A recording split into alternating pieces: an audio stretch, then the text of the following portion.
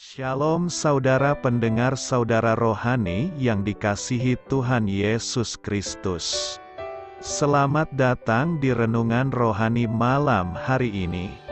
Selamat malam, saya berdoa agar saudara sehat selalu. Semoga Roh Kudus hadir di tengah kita saat ini. Sebelum kita mulai renungan malam ini, marilah kita bersama-sama berdoa.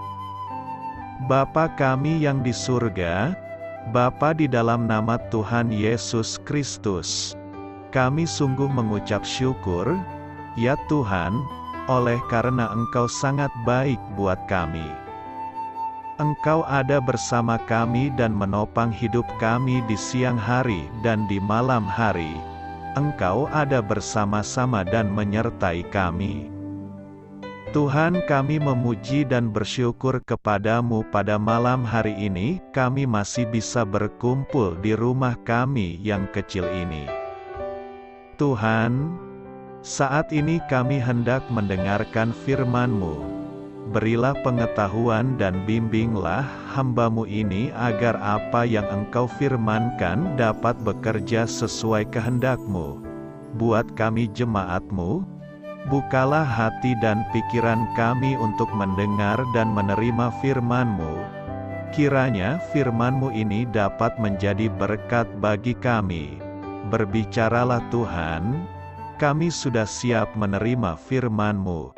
Di dalam nama Tuhan Yesus Kristus kami berdoa dan mengucap syukur. Amin. Sahabat saudara rohani, pembacaan ayat emas Alkitab renungan kita malam hari ini. Nats pilihan kita adalah, pernahkah engkau melihat orang yang cakap dalam pekerjaannya, di hadapan raja-raja ia akan berdiri.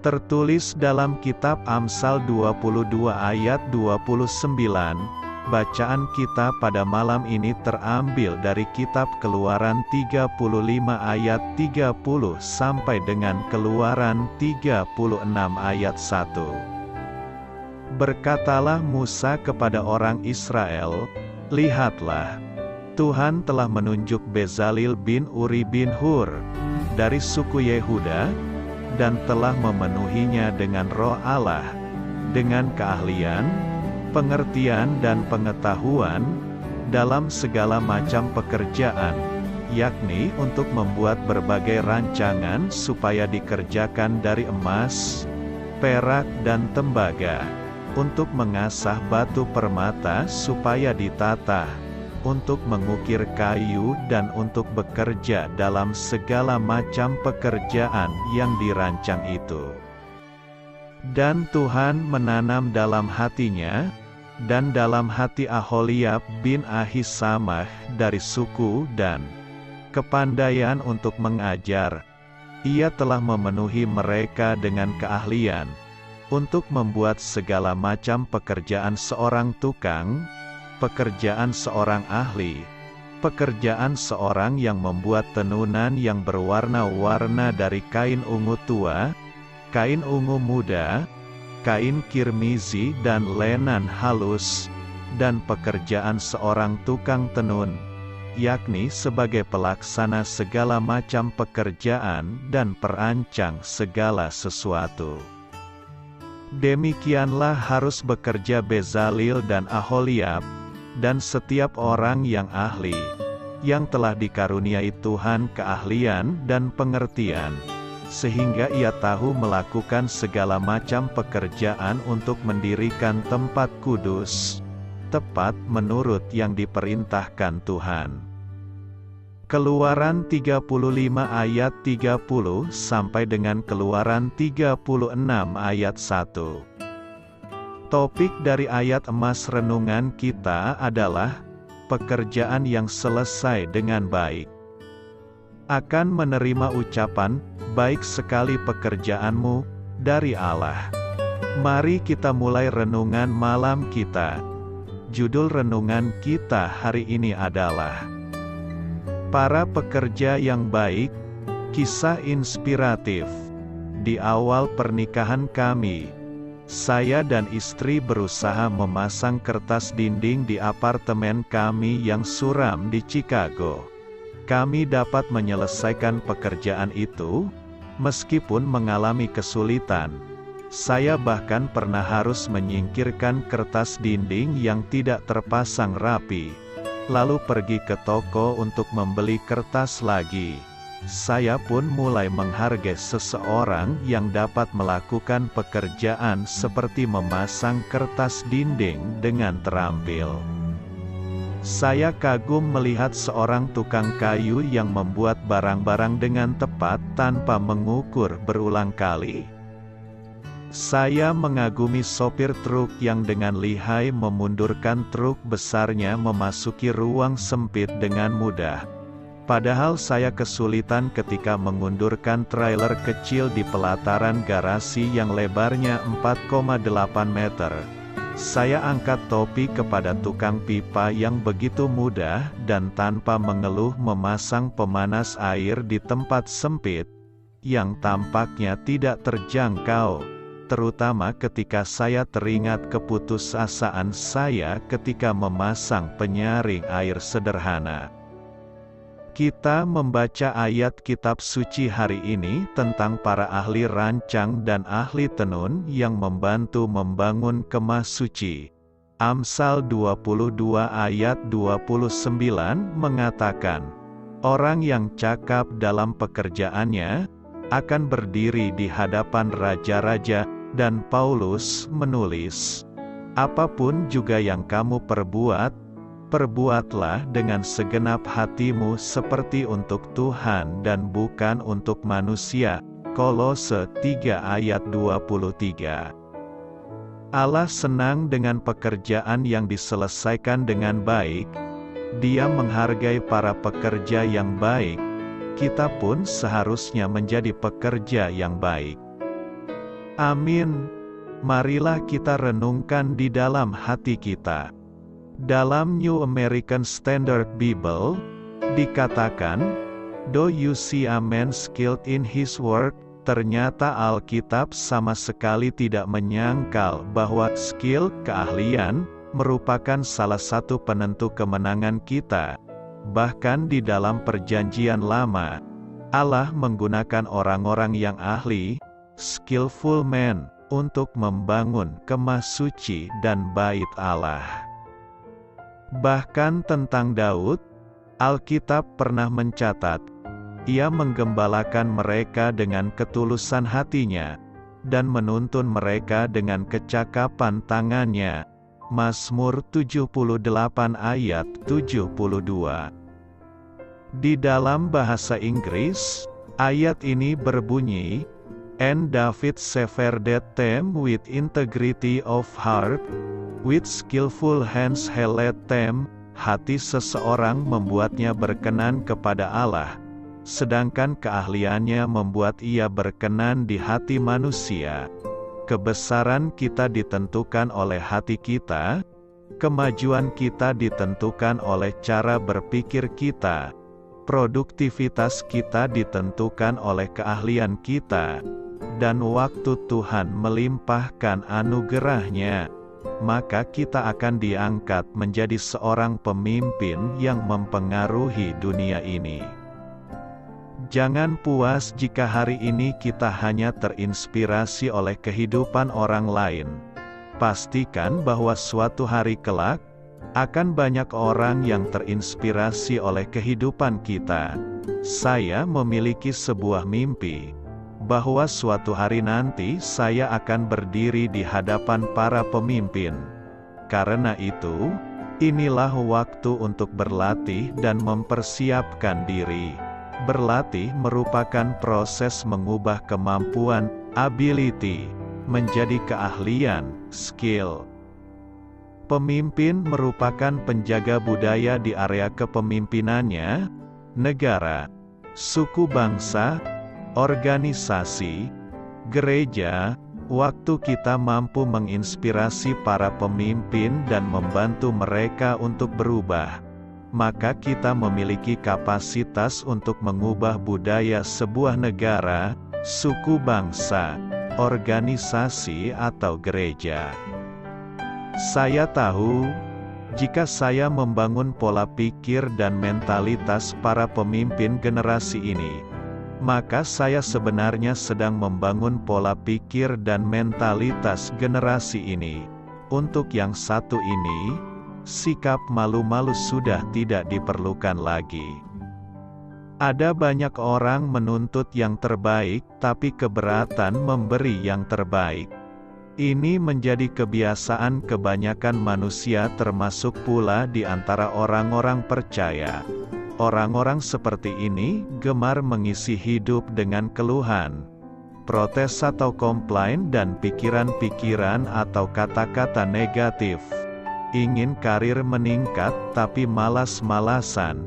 Ingin gaji besar tapi kerja asal-asalan, ingin jabatan tetapi tidak memiliki track record bagus, ingin diperhatikan atau dipromosikan orang tetapi tidak satu pun hasil yang bisa diandalkan.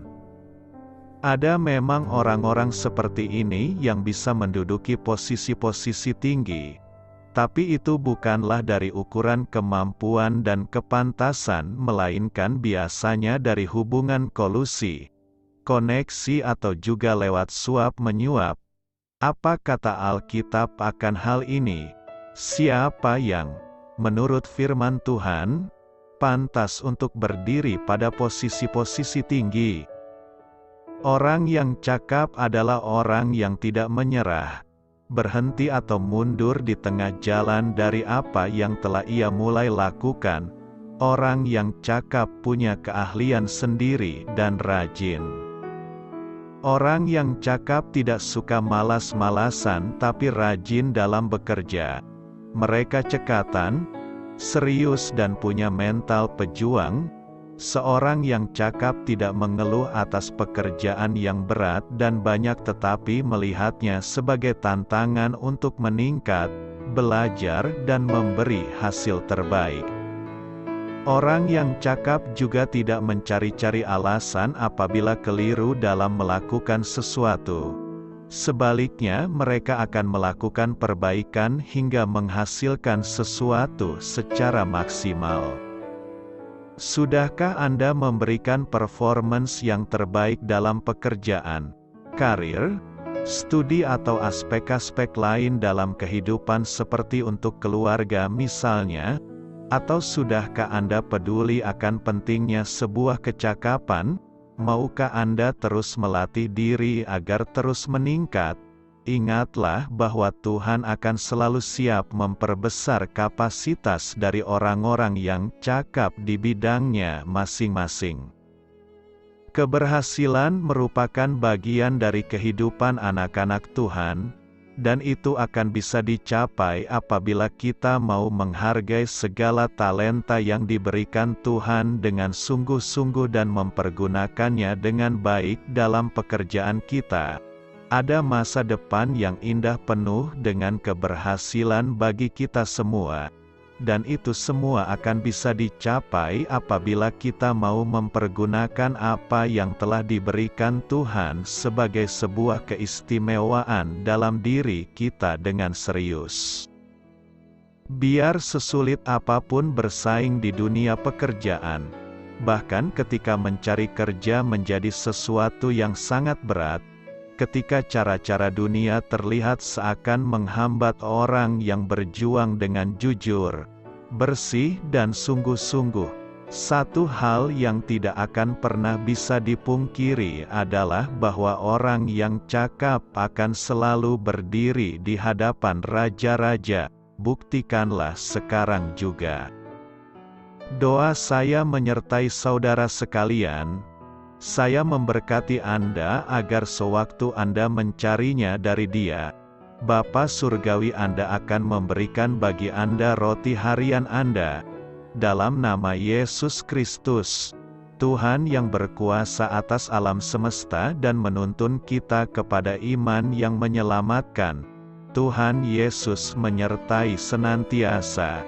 Terima kasih sudah berkenan mendengarkan renungan malam saudara rohani. Tuhan memberkati. Amin.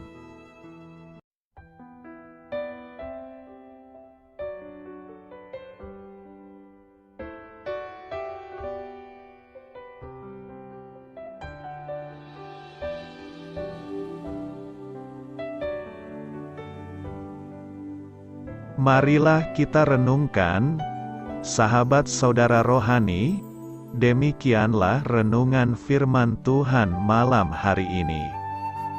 Semoga menjadi berkat di dalam hidup kita dan menjadikan kita pribadi yang lebih baik. Sebelum kita beristirahat pada malam hari ini, marilah kita berdoa. Bapa kami yang di surga, Bapa di dalam nama Tuhan Yesus Kristus, kami sungguh mengucap syukur, ya Tuhan, oleh karena Engkau sangat baik buat kami. Engkau ada bersama kami dan menopang hidup kami di siang hari dan di malam hari. Engkau ada bersama-sama dan menyertai kami, ya Tuhan Yesus. Kami mengucap syukur untuk firman-Mu, ya Tuhan, yang memberikan kami kekuatan dan menyadarkan kami bahwa kami tidak perlu takut dengan gelap dan malam. Sebab Tuhan, Engkau ada bersama kami. Engkau melindungi kami dan menjadi perisai bagi kami hamba-Mu berdoa saat ini.